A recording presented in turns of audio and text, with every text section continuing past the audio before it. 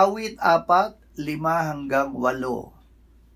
Maghandog kayo ng matuwid na mga alay at ang inyong pagtitiwala sa Panginoon ilagay.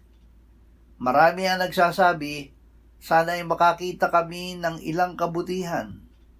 O Panginoon, ang liwanag ng iyong mukha sa amin ay isilay.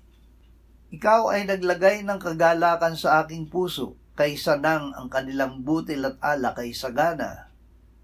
Payapa akong hihiga at gayon din ay matutulog, sapagkat ikaw lamang, O Panginoon, ang gumagawa upang mamuhay ako sa katiwasayan.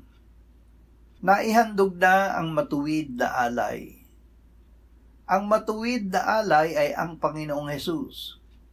Siya ang ibinigay ng Ama na handog para mapatawad ang kasalanan natin at ng sanlibutan.